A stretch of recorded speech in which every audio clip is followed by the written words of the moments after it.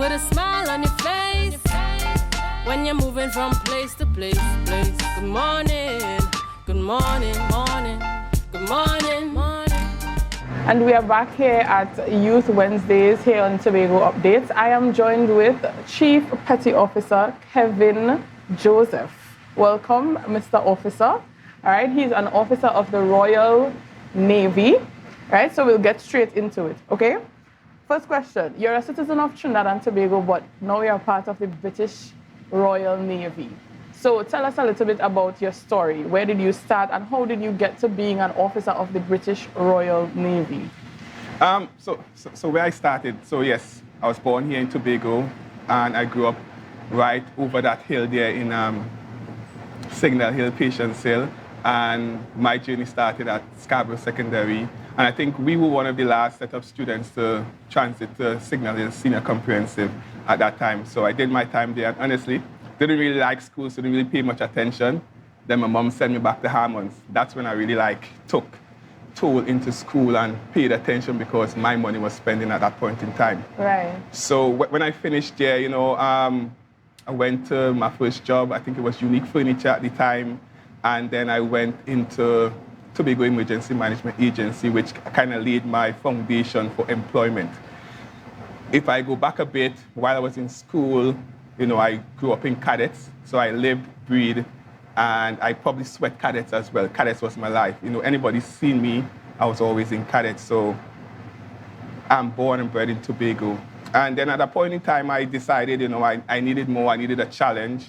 Yes, I looked at the regiment here, the Coast Guard here, and at the time that I decided that I wanted to make the change, past the age limit that they accepted, and I started to look in elsewhere. Looked to the United States, too much dramas to get in there. And then I went on a holiday visit to the United Kingdom, and one of my friends took me on board a ship, and that was it. I just saw myself doing this, saw myself excelling this, and then I started that process. From that day, it took me 2 years to actually walk through the training gates. So I say 2 years because it had to be a bit of a perseverance. I had to stick to it and not just sign up and join next day.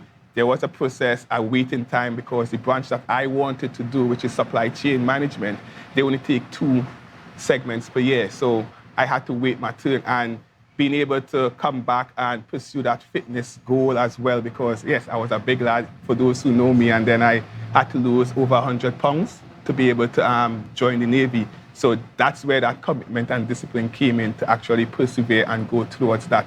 So I did that, joined up in 2013 when I left here. Training was nice, I enjoyed it. It's like a bit of cadets, so I enjoyed that. And then I just progressed through the ranks till I'm here, and I like how you put that pronunciation on a Chief Petty Officer, because one of the things for us being from the Commonwealth and the Caribbean, we now start getting into those ranks, right? So it's important for young individuals coming up to see, they call us role models, like ourselves walking around the bases so that they can see someone who looks like them. Because we have to remember that we're not in Tobago anymore, we're not in St. Vincent, we're not in Grenada. We're in a different country where we don't really see much persons that look like us. And also for persons back here to see myself achieving excellence out there as well. So it's not unachievable, it's pretty achievable. All right. So I have a question based on, now that you're an officer of the Royal Navy, right? You mentioned that you were born in Tobago. You now represent the British Royal Navy. Did you have to sacrifice any part of your identity as a Trinbagonian to pursue this? No, I still have a Trinidad and Tobago passport. If that's the question you're asking, I still have that passport. And my aunties always say that my accent changed, but I don't think I changed, because it's very important for when I'm out there and I'm speaking for persons to know where I came from. And I like to keep my identity. Yes, we have to talk like them at some points for them to understand us, because that's one of our challenges, and was probably one of my greatest challenges going through training, is that they couldn't understand what we were saying. So we had to learn their slangs, learn their, not language, because we all speak English language, but our dialect, they can't really understand us. And it makes it worse when I'm talking to somebody from the Caribbean. They think we talk in Spanish. They can't understand us. Is it that far from British? No, it's just that we talk too fast for them to comprehend. Okay. All right, I understand. So you are still a citizen of Trinidad and Tobago? Still. Right. Okay, so what was the hardest part of your transition? Because, I mean, it's two different cultures. That's the United Kingdom. This is Trinidad and Tobago. And as you said, sometimes they even think we speak in Spanish. Right? So what was the hardest part of the transition from Trinidad and Tobago to the United Kingdom? I think you said it right there, which is the culture, right? And understanding their culture and also they trying to understand our culture, because it's one of the things that myself and others try to do now. It's that we always say that, oh, you don't understand us, you're not taking time to understand us. But what have we done as individuals to make them understand what we are? So when we have events, we have little carnival events showing them what our culture is, what our food is. If we have something within the mess and we're allowed to cook, you know, we have, like this month is Black History Month in the UK. So we utilize these opportunities to immerse them into our culture, because that was one of the difficult parts for me, is that they didn't understand us, what we do, because we had to just jump into their culture. And it was very difficult. You mentioned you all have carnival and stuff, and you all portray the foods and stuff on display. I'm going to ask you a very informal question. Is there a good representation, I should say, of roti? Well, we make it ourselves, so then there's a good representation. Okay. So we make it ourselves. One time we even made doubles, you know, pilau. Okay. One guy one time got crab. So, you know, it's all about the effort that we want to put in. And we always try to put our best foot forward. Right. Okay. So we spoke of your background. We spoke about the culture shift that you've had. Let's get a little bit into your actual training. You mentioned that it's a lot like cadets, right? But I mean, it's a step up. It's not cadet anymore. It's now officer of the Royal Navy. We're talking about guarding defenses and these things on a wide scale, right? So what was the training like? What was the difference between that and cadets? But what were the similarities as well? So how to put it? In cadets, they teach you how to drill, how to use weapons, how to do field craft, how to do skillet arms, how to hike and stuff like that. So we had the basics, right? So training for me and anyone that was in cadets previously, it's like a breeze. All we're doing now is doing it at the level that they required for the military, right? We're going that extra step. So things like ironing your uniform. We had persons within our batch that didn't even know how to iron. So we, from the Caribbean and some guys from Fiji and from South Africa, we were teaching them how to iron. So there's a special session for ironing? That's what I'm hearing? There is. You have to teach people how to iron. So right. What they do is that they didn't teach us how to iron. They have a specific way of ironing their uniform, right? So we had to learn that.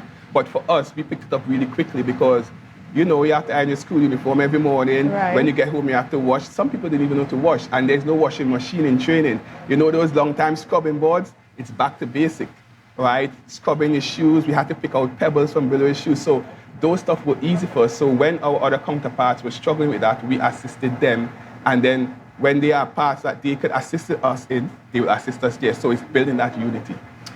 Did you ever see yourself where you are now when you were a cadet? So when you were in cadets, did you see yourself being a Royal Navy officer? So I wouldn't say I would have seen myself in the Royal Navy, but I did see myself in some part of the military. So where I ended up now is just where my road charted me to, because there was stumbling blocks, and there was one point I was like, within training week 7 or something, I was like, what the hell am I doing here? Why don't I just go back home to a life where it's easy? And that's where you have to dig deep. You have to remember why it is you're doing this and why you want this. So I had to dig deep and continue persevering. And where I'm now, I'm really happy of my achievement, and seeing the progress from 2013 to now. It's only 9 years, but it's a lot that I've achieved in that small space of time. Okay, so you sound like you've been putting you have a lot of passion about it, putting a lot of hard work into the training, into what you do now with your life at sea and everything. Was it a case, could you tell us why you chose to go out instead of remaining here? Did you not have opportunities in Tobago? There were opportunities, but as I said before, it's like the opportunities didn't challenge me as I wanted to be challenged. Okay. So yes, I used to work TIMA. I used to enjoy that job. I was a logistics supervisor there for over 10 years. And I have this crazy belief that if I'm doing something for 10 years, I need to change it. Okay. It doesn't mean change organization. It just means change the job that you're doing. And I've always stuck to that principle. So somebody say, oh, you're in the Navy, it's going up to 10 years, what are you going to do? However, I've changed job about 4 times. So the job my first job working in a ship is not the job I'm doing now. So technically, I've changed because that's the only way you're going to push yourself. Because if you're still doing the same thing, you'll get versed in that, yes, but where are you going to take yourself to the next level? Where are you going to push forward? So that's why I looked for change. And as I said earlier on, is the regiment and the Coast Guard here didn't offer me that challenge because the age limit, I still think it's nonsense. Say what? I can't speak much on that. You have a personal opinion. That's my personal opinion because I just think they are losing a lot of talent, right? I understand the whole thing about the retirement, but one of the things where I see the Navy succeed is getting people at that later stage in their life because they're more mature, they're more developed, they know what they want, they're more focused in life. So then when you send someone to do a job, you're not getting a 17-year-old running around all the time. Okay. So you've told me a bit about your training, a bit of what it was like transitioning from cadet, seeing where your potential should be in the Royal Navy. Could you tell me a little bit about your job, like your life at sea? What happens on the ship? What exactly do you do, right? And you've also mentioned that you've been there for 9 years, and you just told me about your 10-year mark, about changing and everything. So where do you see yourself after the last year has elapsed? Because you said you started in 2013. I'm guessing that your 10th year would be this year. We are in 2023. So what do you see yourself doing after what you're doing at present?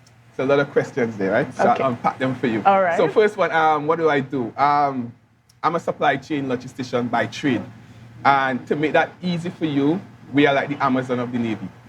Okay. Right? So somebody on board a ship orders something, we get it to them wherever they are in the world. So which means that within my branch, we'll have persons on board the ship, we'll have persons on land, and we have persons at air bases, we have persons in the middle. So for instance, last deployment 2021, we were of course in not Australia, not Hawaii, Guam. Guam. We call it the poor man's Hawaii. So that was quite across past Japan on that side. We needed a canopy, which was very important for one of the aircraft. So that was coming from the US. So on board, it was my responsibility to get that. However, I cannot bring it from there. So I have to contact my team within the UK, who will contact the team within the US, and we will channel that across from the US all the way across. So we can move anything from as small as a boat up to a missile. And that's how important and how in-depth our job is. For instance, that's where I started. Where I'm now, it's different. I work within the headquarters at the current moment, so I write policy for the Navy. And that's based on my experience. So I say that now to say that my training before I joined the Navy only now comes into play, right? My experience, working with the Tobago Emergency Management Agency. So I can now bring all of that into play right now. Before, when I was at AB, no one cares about that. No one wants to hear about you. You just need to do what you've been told, sweep the floor, mop it, take out the garbage. I say that because we all have to start somewhere. But now, within 9 years, I'm writing policy for the Navy, and which is really, it's a big step, right? Some persons take 15, 20 years to get to that point. And that's to show you that once you put your mind towards that goal, you will achieve it. I had 2 key bits that I wanted to get out of that uniform, which is like, the sailor uniform, we call it the Popeye uniform, right? It's the hardest thing to put off. So that was one of my driver. And my second driver is that I wanted to be that person that protrudes excellence to the juniors coming up, right? Somebody that they can look up to, not only within the Navy, but outside. We have to remember that persons look up to you, whether you like it or not. You're walking down the street, oh, remember that guy, he was in cadets, what's he doing now? And they look up to you without you even knowing. So you always have to remember that someone is looking at you. Right. So you mentioned discipline a few times, yes? Mm-hmm. And thank you for sharing your story as well. So we're wrapping up the interview. You mentioned discipline. Now, we've had one incident, I guess, that has been circling social media about lack of discipline in a high school, right? Do you think that the presence of the cadet force in different high schools would influence, them joining and learning disciplinary actions and stuff like that? Would it influence better behaviors? Most definitely. Having cadets units in schools do have an impact. Where we are now to where we were back then when I was in cadets is a total different story. When you go to cadets, people see you shouting at persons, people marching up and down the place, standing up in hot sun. That's instilling discipline in you to be able to stick it out, right? And that's the key bit. So when you get to your employment, we have cadets that's been ministers, Fitzgerald Hines, ministers up there. We have persons, the head of the regiment, and it's because they had that foundation. And that's the important thing that the cadet force provides, is the foundation towards your life. It doesn't make somebody disciplined. Right. We teach them the avenues to get you to that point, right? And if it is that we have these institutions there, it will help. Because at the end of the day, we can't force someone to join cadets. Okay. Football also provides discipline. So it's all about the actual activity that instills the discipline into individuals. All right. Thank you, Mr. Kevin Joseph of the Royal Navy and not the Navy SEAL. I know we spoke about that previously. All right. Thank you so much for joining us here on Youth Wednesdays Tobago Updates. Remember to share the live, share the live, share the live. All right. And that was Natalya Nancis conducting an interview. Unfortunately, guys, this brings us to the end of our Youth Wednesdays morning show on the Tobago Updates television. I want to thank you guys for joining us this morning. We had an impactful morning. We talked about carnival, we talked about agriculture, and we talked about the Navy, the Royal Navy, and what it is like there. For those who enjoyed your carnival, I hope that you guys, spread the word for next year and stay tuned. And you guys have a blessed day. Remember to share the live, share the live, share the live. Have a great day. We go over to Candice Jackson for Good Morning Tobago.